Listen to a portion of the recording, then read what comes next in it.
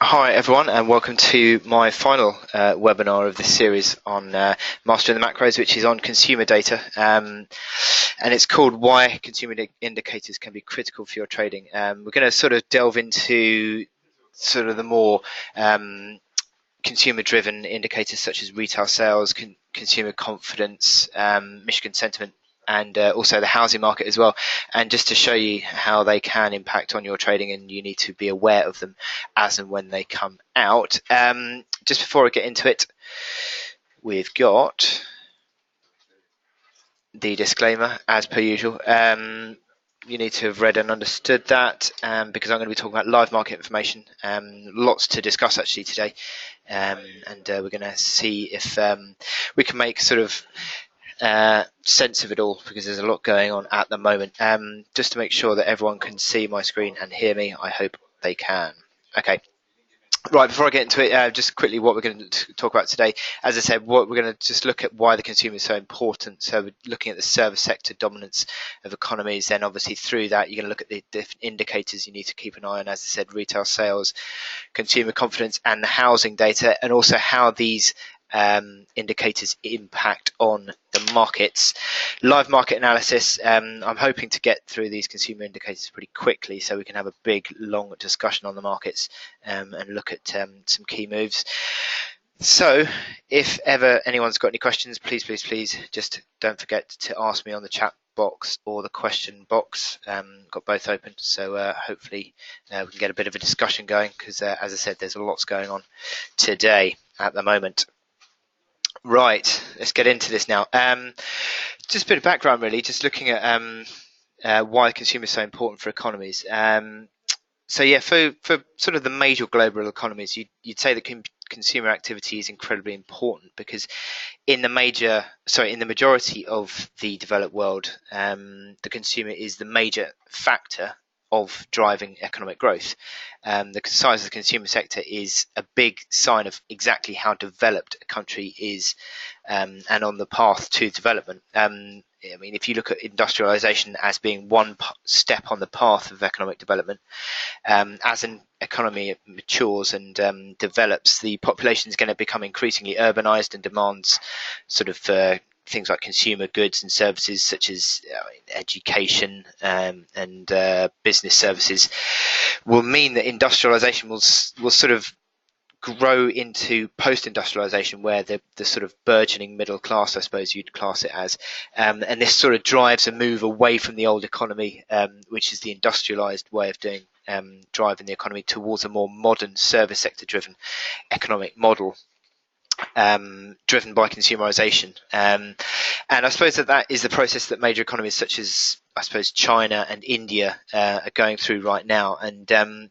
certainly in recent years, one of the big stories of how the global economy is performing, and how economic growth for countries around the world is performing, has been dependent on how China is looking to rebalance its economy. I mean, China's sort of looking to move away from that capital-intensive, export-driven, high investment, sort of heavy industrial economy that sort of driving it towards a more modern service sector-based economy. And the old economic way is sort of producing diminishing returns in China, and as these middle classes expand in China, that sort of threatens the political stability within the whole country, which is why that the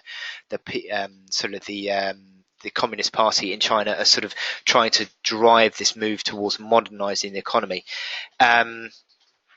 And one of the reasons why China has been able to drive such growth in sort of the early 2000s, I suppose, is that productivity of the industrial economy is much higher than the sort of human-intensive services-led economy. So that's why the days of sort of double-digit growth for China are pretty much gone forever, really, because China's rebalancing its economy towards the more stabilized growth.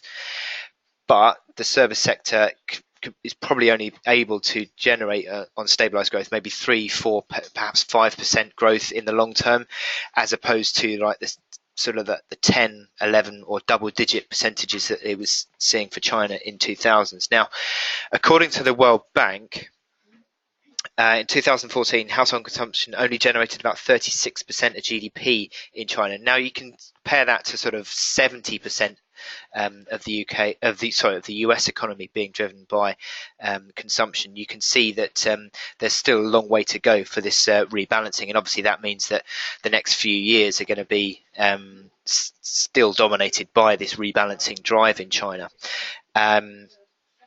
And the latest figures suggest that sort of around about half of Chinese GDP is generated through services. So there is still more to be done. But I suppose if you look at the Chinese economic data, the industrial numbers will always get the headlines, or certainly at the moment they do. But increasingly, I think that's going to there's going to become more towards the service sector as the sort of driver of Chinese growth. So it'll pay increasing attention towards the Chinese consumer. You look at this table I've got here. The sort of numbers that we're talking about in terms of the split of the economies or the economic sectors between agriculture, industry, and services. You've got US and the UK seriously geared towards service sector. Germany is much less so. Actually, Germany's got a much bigger industrial sector, which helps or has helped to drive its growth until recently, really. And you can see here that China whilst it's still rebalancing, it still drives 44% or thereabouts of its economy through industrial means, but obviously that's going to be continuing to grow on the service side. Japan is another country similar-ish to Germany, I suppose, where it's got a big industrial sector. So you'd argue that therefore that the consumer indicators or the importance of the consumer indicators vary dependent on the economic makeup of the country, the service sector versus the industrial sector. I mean, you look at US and UK being sort of very much more services driven, whereas Germany and Japan more towards you get more importance from the industrial data.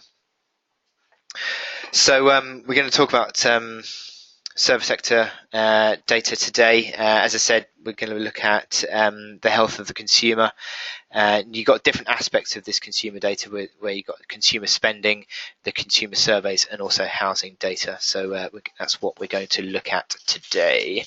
So let's start off with retail sales. Now, as I said, in the US and UK, sort of 70% of GDP in the US is driven by household consumption. That's about 65% of GDP in the UK. So retail sales are a big key economic indicator for these drivers. Now in Germany, it's around about, I think 55% is of household consumption, so much less based around the consumer in Germany. So as I said before, that's sort of why you drive German economic data through the industrial numbers far more. Now, in terms of retail sales, they're seen as a signal of how healthy consumption is. I mean, it's pretty much a given, really, and an important snapshot of the health of the economy, because I suppose when people feel more confident about their wealth and their future prospects, they're going to be spending more, and certainly strong retail sales data is good for the economy, and it sort of implies stronger economic activity. Now, I suppose the issue that you do have with retail sales is they can often be open to significant revisions. There's a lot of data to sort of try and sift through when it comes to retail sales as well. So you look for the example for the US. You look at the adjusted numbers often because auto sales in the US are notoriously volatile. So therefore, quite often pretty much. They are sort of taken out of the data because they're a distorting factor, and similar for the UK with ex-fuel as well. That's why we look at those numbers. And also, seasonality as well. Just saw this seasonality. You get stuff like the different times of year that you get retail sales falling into Q1 or Q2, dependent on when Easter is, for example, can have a big impact on different economic data as well. So it's you need to be aware of seasonality as well. So here's that sort of diagram that I was pretty much describing through, where strong this is consumer confidence, but similar sort of diagram whereby you get strong data, strong consumer confidence leading to stronger consumer spending, stronger economic performance. And again, this is all driving the inflation expectations of the economy. So stronger economic confidence and all this sort of feeds into the strength of the economy and then improves the sort of expectations of the economy and therefore driving expectation of tighter monetary policy. So in terms of the consumer surveys, we're looking at two different factors here pretty much, certainly for the US. We're looking at the Conference Board Consumer Confidence and the University of Michigan Consumer Sentiment. Both are considered to be forward-looking. Now, just focusing initially on consumer confidence, it's done by a mail survey, and it sort of surveys how optimistic or pessimistic consumers are in the outlook of the US economy. So obviously, the more optimistic someone is, the more secure they're feeling, and they're going to be more likely to spend money. Similar-ish, I suppose, with the consumer sentiment. It's slightly different. It's done by telephone and asks people how confident they are about the stability of their incomes that affect their economic decisions. Now, in terms of the Michigan sentiment, there's two different readings. You get the flash or the preliminary data, and which is about 60% of the total survey, and that's released around about the middle 2 weeks of the month. And then you get the final data, which is a couple of weeks later. Pretty much, I'm not entirely sure that this is true, but I will say it anyway. I think it's on the final Friday of the month is the sort of final Michigan sentiment reading. Both surveys are or do have a significant reputation because they've been running for several decades actually, and certainly the Fed will look at these data, and I do know that certainly in the early 2000s, Alan Greenspan looked at consumer confidence a lot to help drive near-term economic expectations of certainly growth anyway. So, and what you're looking out for is you're looking out for data surprises and you're looking for trends.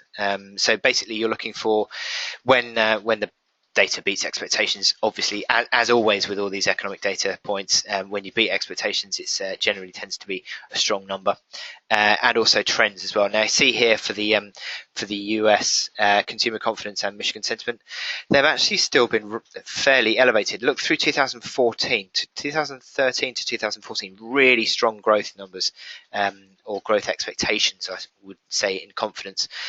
That sort of plateaued off in 2015 as sort of the markets have come under a bit of pressure. And it'll be really interesting to see, I think, in 2016 how these numbers grow. Because at the moment it's fairly flat.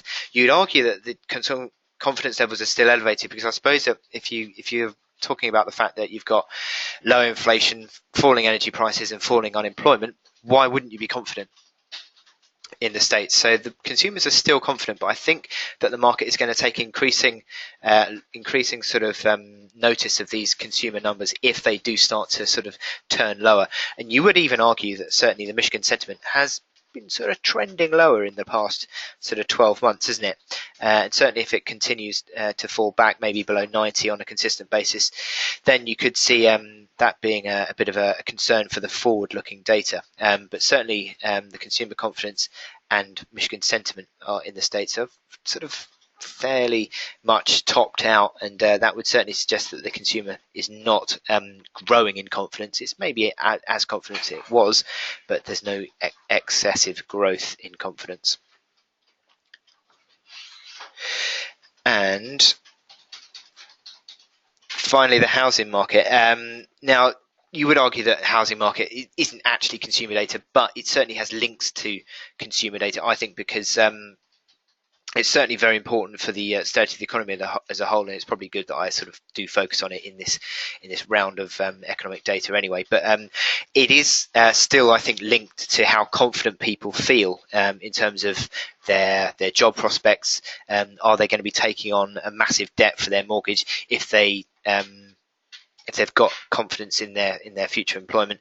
Then they're going to be more willing to do that. So they're going to be more willing to take on mortgages and buy houses, etc., etc. So it's all sort of feeds in to the same argument, I think. And also you'd want to see a buoyant economy with a strong housing market as well. So especially I think that's true of the US and the UK, where home ownership is such a big factor. You look at the US, for example, down here, 64%. It's down from the peak of 69% in 2005, but still 64% of the US is, I think, quite a high home ownership number, and also that's a similar number in the UK. Now, noticeably, it's much lower in Europe, where France is 55%, Germany is around 43%, and that certainly reflects the tendency in Europe to be more rental accommodation, and people not to take on that, or to be saddled with huge debt. But certainly that mortgages bring. But certainly I think in the US and the UK it's very important, and obviously therefore the housing data in the UK and the US are very important factors, I believe. So let's look at the housing data in the US. Now I sort of, just gone ahead of myself there. Just very quickly, the different factors of US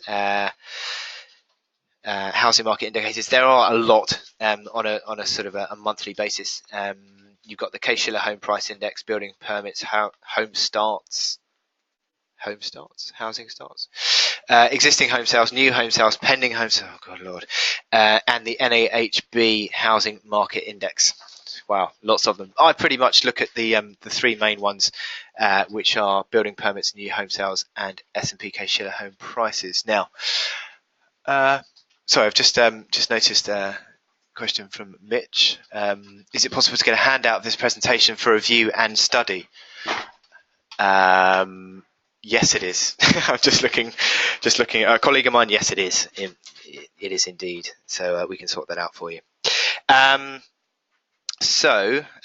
The building permits, first of all. Now, I did some research into this, and I sort of saw a stat that said that generally, because of sort of immigration purposes and population needs, around about 1.5 million new homes are needed every year in the States, which is a lot, isn't it, when you think about it? Now you've got different. Now that sort of number has been sort of changed over recent years because of the fact that a lot more people are opting to stay at home with their parents, and it may not be as high as that now, but certainly that would suggest that there is a huge number of building permits that are still needed to drive the home building and the economy going forward. So that's why I think building permits are very important. Now, I think new home sales is also very important, and that is because new home sales may only account for about 10% of all home sales, but you've got all the different aspects that go into building a new home, sort of the construction element of it, as apparently if you look at new housing market, actually makes up 5% of GDP in the States. So you look at all the aspects that go into building a new home, like sort of all the labour force, the copper needed, the wood, the gravel, etc., and it all sort of certainly accounts for that GDP number. But then you can add on top of that, when people buy new homes, they've got to fill those new homes. So that is when the whole link to retail sales comes in as well, because obviously you need to fill your home with soft furnishings and all these knickknacks that people love, so therefore driving a retail sales as well. So certainly new homes are a very important factor. And S&P Shiller Home Price Index, that is basically house prices in the States. Tracks the changes of the top 20 metropolitan regions, and certainly gives a good view on house prices. Now let's look at those different charts, and you'd say, looking at these three here, building permits 1.2 million is still very high. New home sales 544,000.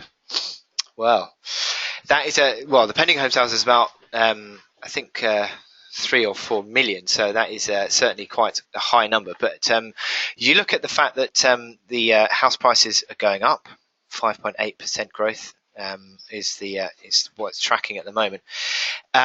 You've got new home sales still tracking higher. You've got building permits still tracking higher. The housing market in the States looks pretty sturdy, doesn't it?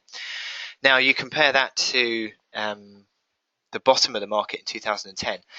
Well, that was way down, wasn't it? And certainly it's back at levels that was around about sort of 2008 when we started rolling over on new home sales. So I suppose there's different ways of looking at it, really. I mean, you'd certainly say that for the moment, the house market in the States is looking still pretty positive.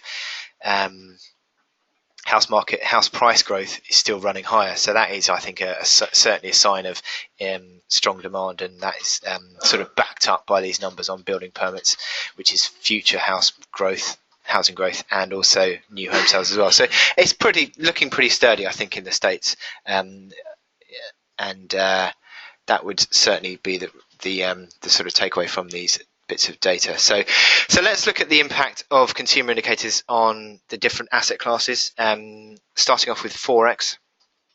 I mean, just generally speaking, I mean, obviously, I've said it all before, strong data is strong for the strong US data is strong for the dollar. Generally because it sort of drives expectations of a stronger US economy. Therefore, you've got expectations of stronger monetary policy, more tighter monetary policy going forward, and therefore that drives a stronger dollar. So you've got the retail sales here, which we saw. This is 12th of February. This was Friday. Retail sales on Friday slightly beat expectations, very slightly, by a tenth, I think it was, of 1%.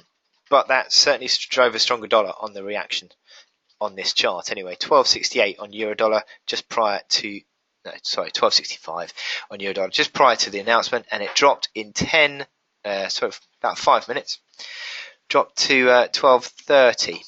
So about 35 pips in 5 minutes. That's not the worst move in the world. Certainly not on a very, very slight, only a very slight beat of expectations there. So that stronger retail sales drove a stronger dollar, pulling euro dollar lower. So retail sales in the States certainly does have an impact on the dollar. Again, we're looking out for, as I said here in the key tip box, strong reaction. Strong beat of expectations drives a stronger reaction on the market. Consumer indicators on bonds. We've got the US 10-year Treasury yield here. You had US consumer confidence. This was back on the 26th of January. So we've actually got, I think, consumer confidence coming out. Is it next week? Or maybe the week? Looking at this 26th of January, it's likely to be the week after, thinking about it. But anyway. Now, we had the announcement at 3 o'clock GMT. In Treasuries, the market or the times are actually Eastern Standard Time on my Reuters platform. But we had better than expected US consumer confidence, 98.1 versus 96.6 was the expectation. So that drove stronger expectations of monetary policy tightening in the States. Therefore, bonds get sold off. Therefore, the yield gets pushed higher. And that was the reaction that we saw on this. We saw the reaction from 2 spot 0050 up towards 2 spot 27. So about 20, 22, 23 ticks on that trade on the yield going higher. So it's pretty reasonable move there on the in the next sort of hour or so after that announcement. Now, equities is a difficult one. At the moment, markets are funny beings, aren't they? I mean, the markets are at the moment, certainly I think on equities, it's sort of good news is bad at the moment. It still seems to be running that way, and certainly the S&P 500 reacted that way to the new home sales data that was announced again towards the end of January. So we had a much better than expected new home sales data. 501,000 was the expectation, so much stronger there. So that should be positive for the US economy. And positive for stocks, you'd say that, but at the moment we're still sort of running on this odd outlook at the moment, whereby strong data is considered sort of worrying let's say the least, that the Fed's going to be able to continue with its rate hikes. Fed moving rate hikes is actually theoretically, I suppose, negative for equities. So it's difficult at the moment to really gauge exactly how the equity markets are going to react to strong data. And certainly in this instance, new home sales very much stronger than expected. But in the next 15 minutes, as you can see here, you actually saw a reaction lower. Although in the end, you did actually see a turnaround. But certainly for the next 15 minutes, there was a reaction lower. But I mean, it's a difficult one because there's so much going on at the market at the moment that perhaps that bit of data was actually lost. But theoretically, a strong housing data should be, as I said here, should be positive for domestic equities, especially for like home builders and other companies exposed to the performance of the economy. But again, you've got that sort of difficulty of whether you take it as good news is bad in terms of tighter monetary policy, which ultimately would be seen as a negative for equities. And on gold, this is an interesting one. Look at this move actually we saw on gold. We had retail sales. So again, this was last Friday. We had the data come out, and again, it was, as I said, better than expected. Now, better than expected retail sales drives expectations of stronger US economy. That drives expectations of tighter monetary policy, which drives the dollar strength, and the dollar and the gold price are sort of inversely correlated or negatively correlated. So the gold price reacted quite strongly lower actually in the subsequent minutes. When I say strongly, $6, which is not the smallest reaction by any means, certainly not in the space of 10 minutes. This is a 1 minute chart, so you can see actually it was a fairly big reaction. Subsequently unwound it, but then sort of stayed weaker after that. So it was ultimately a pretty market turning event. This announcement of retail sales last Friday. But yeah, that is the general gist of it. Anything that drives a stronger dollar is going to be negative for gold. So that's not too bad. That's half an hour. So right, let's get on to some market analysis, shall we? Because there's so much going on. As I said, as per usual, anyone wants me to look at anything, give me a shout and I will do so. Otherwise, I will ramble for a bit and try and talk through some forex charts. Now, euro. We've had a bit of a choppy move on the euro today. The oil, actually, not going to start with the euro. I'm going to start with the oil price because the oil price is a massive driver of everything at the moment. Let's do oil price on a daily, and then see, that's annoying. That on the chart, on the hourly chart, and I'll tell you for why. Because the US was on holiday yesterday. But anyway, let's just zoom out. You get the idea. Basically, you had the oil price that rallied, and that gap in the oil price was the fact that Brent crude was trading yesterday, rallied sharply on continued expectations. Now, continued expectations of this OPEC meeting. OPEC meeting with Russia came up with the idea that they're going to cut, or actually, in the event, they're going to freeze oil production. But at January levels, and January levels were about 33 million barrels a day, which is still way above where their last, is record levels basically. I think 31.5 was their last production limit. But they're way beyond that, and 33 million barrels a day is still a lot. And also, not only that, they're not including Iran in it. Iran doesn't want to basically take part in that because it's still coming back online from all the sanctions, and it certainly wouldn't want to cap production at January levels because that was still very low. So Iran wants to ramp up, actually, and Iran is a big producer of oil, fourth largest oil reserves in the world in Iran, and they want to come back online and ramp up oil production. So this has been a bit of a negative day, really. I mean, we had all this move higher from Friday, that move higher that we saw from the low on Thursday. We had a huge run higher actually on Friday, as the market thought that this production cap was going to come in, but obviously not including Iran, has hit the oil price pretty hard today, and it's reversed intraday. It was up 5% early doors today. It's now down 1.5%, so that's not great.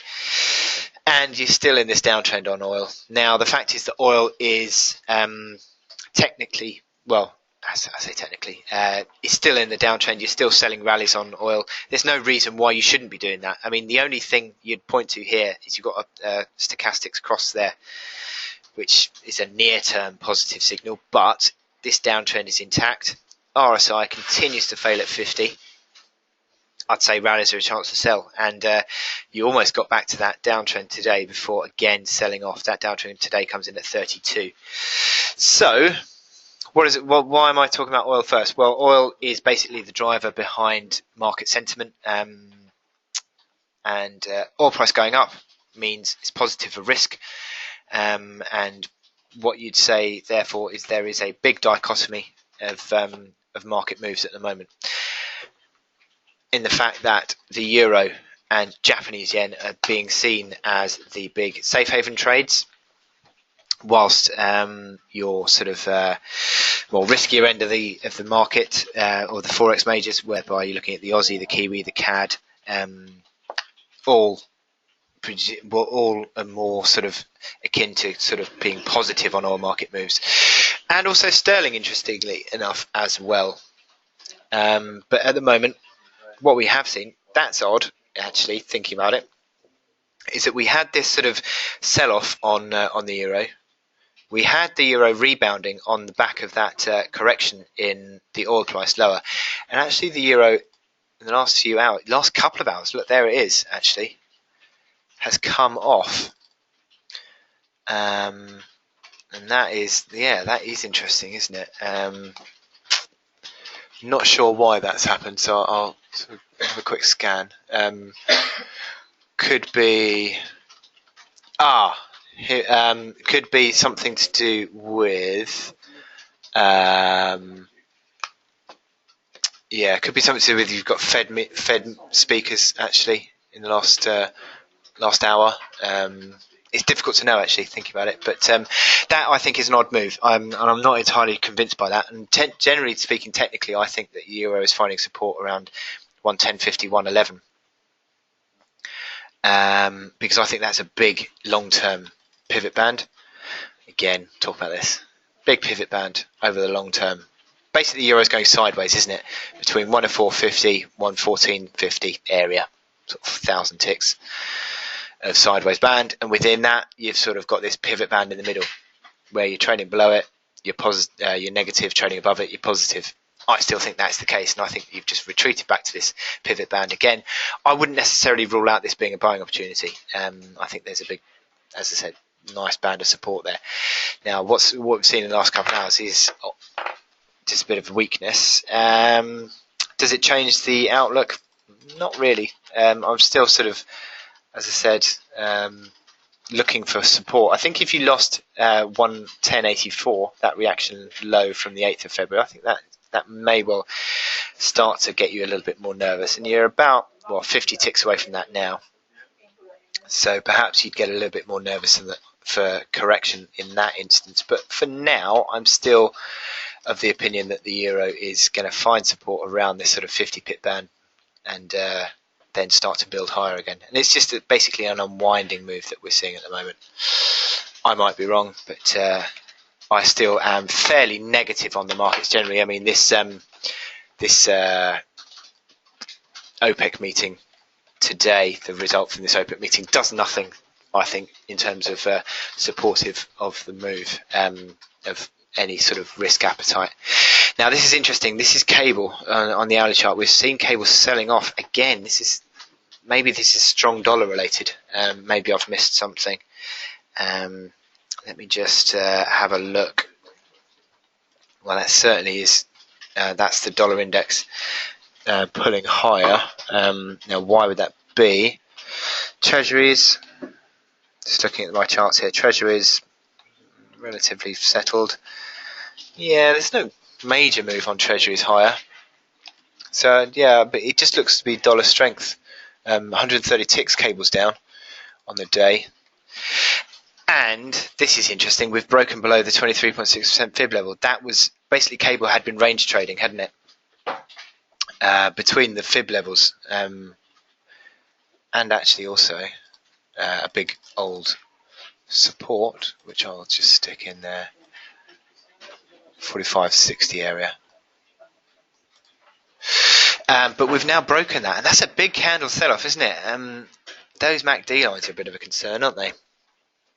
RSI back below that downtrend, having used its support back below the 21-day moving average. Stochastics corrective. This does not look like a positive move at all. So basically this breakdown we've got on cable is a big move, and zooming out on this you'd say, okay, 43.50, big pivot on this chart. Supportive, resistance, resistance, resistance, minorly supportive, supportive around here, supportive here, broken. So that is a big pivot level broken on cable. Old support becomes new resistance, so that old support 43.50 becomes new resistance, so we're about 50 ticks away from that as we speak. You're a little bit overstretched to the downside on cable, on the momentum on the hourly chart. So would you chase this lower? I'd say probably not. I'd say wait for this to settle down, but certainly if you got a rebound, unwound back to that 43.50 mark and it started to find resistance again, I'd say that would look to be a bit of a selling opportunity. Yeah, you're getting more negative, aren't you, on these momentum indicators? The hourly falling over around 60 now, going towards 30. The MACD line's falling over at neutral. Stochastics already falling over. Yeah, you're generally speaking looking far more negative. So you'd say, well, okay, where are we coming back to? Well, that initial support at 41.47. Sorry, I zoomed the wrong way. And that is a big low, actually. 41 sort of 50 area. That sort of protects 40.80, which was the low from January. This is sort of a big rolling over, isn't it? This does not look all that great. So I think if you got a rally, and basically I'd now start to think about a rally, just anything sort of in this 50 pip band really, because you've got all these moving averages that have converged and turned lower in bearish sequence, which is again pretty negative. I'd say anything between 43.50 and 44 figure pretty much looks like a fairly sizable selling opportunity now. That is an area of overhead supply that you'd be looking out for. So yeah, that 50 pip band there, yeah, it doesn't look all that great anymore, so be careful, anyone who's long on cable, I would say. Japanese yen, now this will be an interesting one. Sorry, my charts are just stalling. Let's have a, just hold on.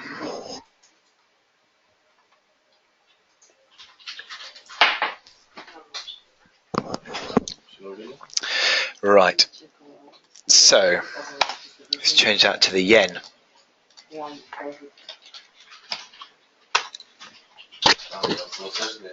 it's annoying when that happens. So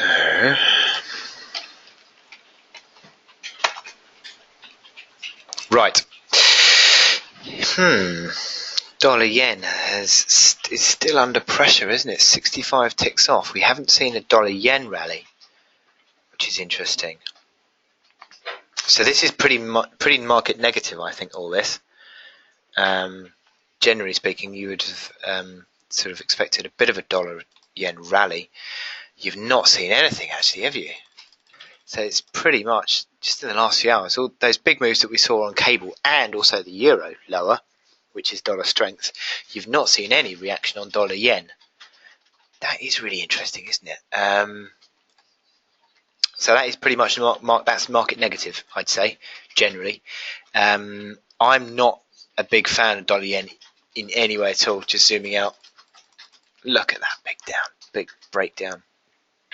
15.50, the old support, massive breakdown, big top pattern. I think there's huge overhead supply now between 15.50 and this old low 16.50, which sort of provide the base of support. So there is lots and lots of overhead supply, I think around 1550 to 1650. And if you did get a rally into that range, I think that's where you'd see the rally falling over. Now at the moment, you're not really seeing too much traction in this move higher. As I said, dollar yen not gaining any real traction today, and it arguably also lost the momentum in this recovery. You've got the 21-hour moving average, which was a pretty good basis of support on the way up, isn't it? Rolling over. You've got this MACD lines rolled over. Stochastics nowhere near as positive, actually quite negative now. RSI below 50. So I'm not massively happy about that in terms of the bull side. I think generally speaking that's a pretty negative move. I mean, I talked in my morning report today about 1420, which is where this crosshair is. Capped some lows from sort of the 9th and the 10th of Feb. Broke through it, but then became the base of support again. And again, now today, we're not seeing a move back above it. 1412 is the reaction high. So that could become a pivot level. You'd certainly argue that that resistance coming in is at 1487, just underneath that fib level, isn't it? 1506, 38.2%.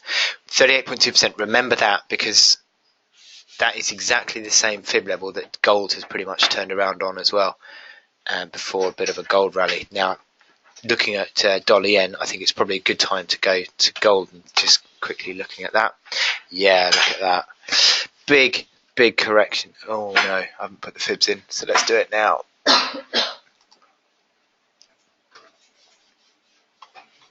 Fib retracements from, I'm taking it from this level here, which is when the gold rally really started going, wasn't it? You look at that. That fib level, 38.2%, 1187. Now that low this morning was 1190. That low 1190 was 20 cents, according to my Reuters chart. This is 20 cents away from that breakout. So that's a big pivot line, isn't it? Big line, big support. I think 38.2% fib, and also the big breakout from that October high. Finding support on that is really interesting, I think, on gold, because we have had this correction. But look at this RSI, maintaining the positive momentum at the moment. So the fact is that we're still in this positive outlook, even though we've sort of lost, or at today's low, we'd lost $70 actually from the high, 1260 down to 1190, $70, and yet still we're in the positive outlook, I think, on gold.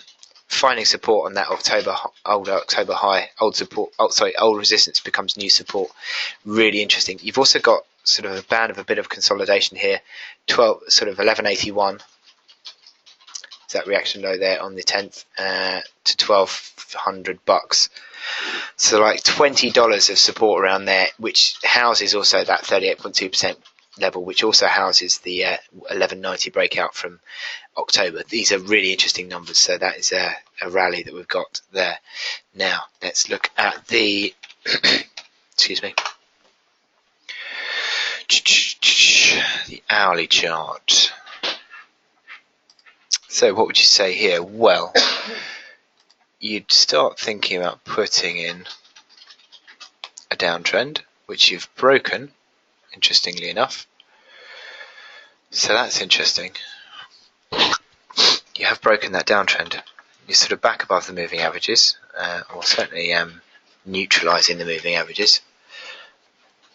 Momentum indicators just unwinding that oversold near-term position. But as I said, I find it very interesting that we've found support around that level, around that sort of 1190 level on gold. That is really interesting. Also of interest, 23.6% fib, 1215, pretty much capped the upside in the rally, 1216.80. Could that be that we now start to sort of consolidate between those two fib levels? It is perfectly possible that could happen. Now, as I said, 38.2% and 23.6% of the bull run. Again, that coincides very interestingly with the massive sell-off on dollar yen. Again, that's dollar strength. Again, that's euro. God, get my words out. Yen strength, and buzzing between 23.6, which was basically been today's low, 1362, and not far off today's high. So these are really interesting sort of confluence factors here, that maybe we're going to see a bit of a consolidation now. But both these big safe haven trades out of dollar yen falling and gold rallying are moving again in conjunction with each other. Right, let's look at Aussie dollar. How's the Aussie looking? Turnaround. I think this is dollar strength, because Aussie dollar falling is dollar strength. This is interesting. Now let me just see. Let me just see why this is happening. Doesn't actually say. I mean, I'm just looking at a news feed, my news feeds here. Doesn't actually say. Could well be to do with some Fed speakers. We've had 3 of them today. Yeah, could well be something to do with that. But yeah, it's interesting that the Aussie dollar has been pulled lower. Now, if you continue on this to close around where we are now, that's a key outside day, or bearish key one day reversal, bearish engulfing pattern, whatever you want to call it, on the Aussie dollar, and that may well turn around sentiment again against the Aussie. It's not brilliant because it's basically been consolidating. You'd want to see it more at the top of a big run higher, rather than sort of coming in the middle of a consolidation. But still, that would suggest that the sentiment has turned around. Sort of seen a rally high of 71.80 today, turn around back to 70.95. So over 1% of turnaround. It's 42 ticks down on the day. You're looking at the momentum indicators. That RSI is interesting, isn't it? Just going back here, a long way, 60. Tends to be quite a feature, doesn't it? There or there. Yeah, it's okay. I'd say 60 is okay. But interesting that rally high came in bang on 60 on the RSI, and we're rolling over. So that would suggest you're still sort of running this medium to longer term negative outlook, where you saw the move towards 30 and the failure at 60. And so that just still show that the bears, generally speaking, are still in control to a certain extent. Also, you'd certainly still argue that you're running lower highs as well, even though basically, I mean, this has obviously gone back a long way now. You're sort of still tracking sideways, but you are still running lower highs in this sequence. But you would also argue, I suppose, in a long-term basis, if I can get my trend line going, you've broken the big downtrend. And not only that, you've broken that big downtrend, and the corrections back are finding support around that downtrend as well. So that would suggest that you are more neutrally configured, arguably, on a longer term basis. So that would sort of play into this whole angle that the dollar bull run, another argument that the dollar bull run has sort of run its course, really. So you are tracking slightly lower on the Aussie, and generally speaking, as I said, you've got these lower highs in place. But I wouldn't say there's going to be another massive bear leg going on. I think it's going to be buzzing between these sort of big supports, 68.25, 73.80. Again, another range-bound trade. Similar, I think you could argue, to the euro, really. Less of a... I mean, the euro's gone in its range for about 12, 13 months, whereas the Aussie, that's about 6 months. But still, you'd argue that you're trading within this band. Now, obviously, that near-term outlook could turn negative, and you could see a track back towards 70 big figure. 70 big figure is a pivot line, I see on this chart. Old low, sort of resistance on a breakout, and has provided sort of the support in the last couple of weeks, isn't it? Last 3 weeks. So 70 big figure, I think, it could well be where we're sort of drifting back to, possibly on this Aussie, if these indicators do turn over, and they look to be turning over. The stochastics certainly do. MACD lines, RSI. If you saw that RSI sort of moving back below 48, 47 area. I think that would suggest you're sort of getting more corrective on that Aussie. Okay, Kiwi. Now I know the Kiwi has been under a lot of pressure because today, because of disappointing inflation expectations out overnight, and that has seen the Kiwi punished today, 1.5% lower on the day. That's way less, way more selling pressure through the Kiwi than the Aussie. Generally speaking, though, you'd argue that the Kiwi is more range bound. And that is a big range intact, and probably, well, again, sort of 6-8 months, isn't it? I suppose on the Kiwi, but that is again turning over, and you've broken below that reaction low that we saw, 65.60. Now, if I put my crosshair in there, that's pretty much a pivot line, isn't it? Actually, you can see it here, 65.60. So I've got it in on the dotted line. That's your near-term pivot line, and you're sort of breaking below that. If you close below that tonight, I think that's sort of correction territory, then back in. You look at these momentum indicators, MACD lines rolling over, RSI already sort of breaking that sort of move down, and stochastics starting to roll over as well again. So it's all sort of playing into a more corrective outlook on that Kiwi. Once again, so it looks like, generally speaking, if you're looking at the Aussie and the Kiwi sort of falling away, that certainly is indicative of dollar strength, and not only that, the CAD, the rally in the CAD, and that's a fairly sizable turnaround intraday, and that's possibly a bull hammer candle. And it looks like it could be turning the corner. You've got the momentum indicators, which are sort of certainly bottoming out. Now, this is interesting because I've got the chart here with the big uptrend. This big uptrend intact since May, so that's about 9 months. And that move that we saw recently has pretty much come back towards that old uptrend. Now, that is a big one-day candle, big bullish one-day candle potentially. Forging a new low, forging a new higher low, so 37.05 above that 36.35 low, and then we could see a turnaround. So you'd be looking out for a breakout above that 4015 level. It's still 120 ticks away from where it is, 130 ticks, but so certainly the intraday chart could well tell you that there's more. Let's have a look. More of a turnaround. Yeah. What does that tell you? I'd say that tells you that I've just seen it. That's a bit of a pivot line through 39 figure. Not brilliant, but it's still, I think, something to think about. Old support, new resistance. Let me just zoom in here. Old support became resistance, support, bang. You bang on that now, pretty much. So that's interesting. You're seeing the unwinding of the RSI as well. If you start to see the RSI pushing through 70 on the hourly chart, I think that would be telling you that that's a strong move, and you're going to get that move up tomorrow on that 40.15. Key reaction high, and that obviously is a key reaction high. 40 big figure seems to be there or thereabouts that resistance, doesn't it? But slightly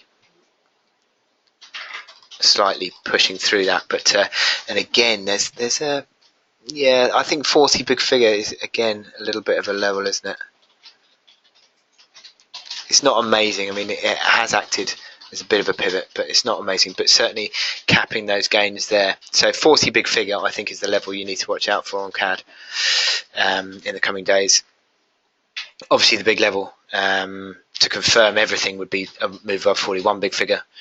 And then if you break above that, I think you're sort of up and away again. And that would be tying into the fact that I think the oil price would be going lower again. The oil price and the oil price and the dollar loonie are sort of inversely correlated, if I can say it. And certainly it looks like that is what's in place at the moment. So this is all tying into sort of oil price weakness. Would be the argument there. So let's just do German DAX. Yeah, again. Oh dear. Fib levels. I mean, I probably haven't focused on it too much. I say with tongue in cheek. Massive fib levels, retracements. Look how often the fib levels have acted as your key turning points. 76.4, bang, bang. 50% resistance. Rallied through, 23.6, bang, high. Look at those moves there.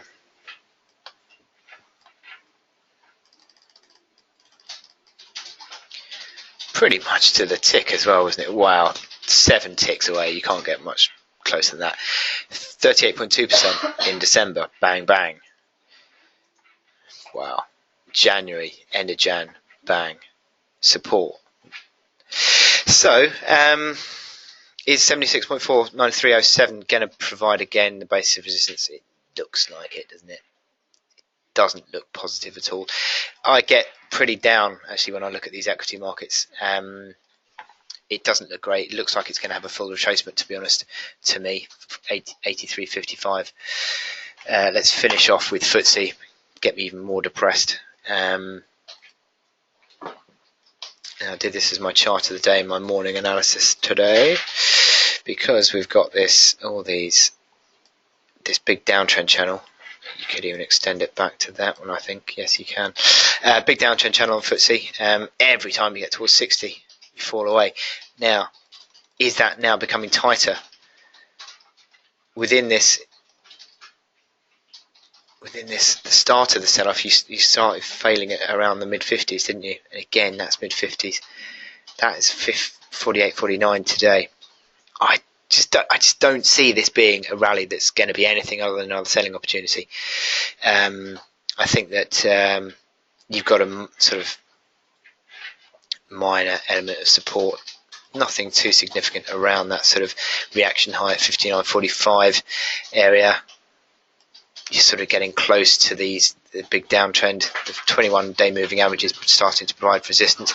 It's all pretty much tying in, I think, to a rally that's a chance to sell, and we're going to go even lower. I don't see why not. There's nothing positive about this whatsoever for me. I think you're looking at sort of retracements back to that 2012 low. 52, is it 52.40? I think it is 52.30 maybe. But yeah, I think you're still tracking within that downtrend channel. It looks pretty dour, I think. I can only apologise for leaving you on that fairly rubbish note. But thank you very much for listening today. Here's my website with all our stuff, handtechmarkets.com. Handtech, a complete lie. handtechfx.com/market-research. My Twitter handle @handtechrich. Thank you very much. And with that in mind, I leave you with my disclaimer once again for you to have a look at. But thanks for listening today, and I'll speak to you next time.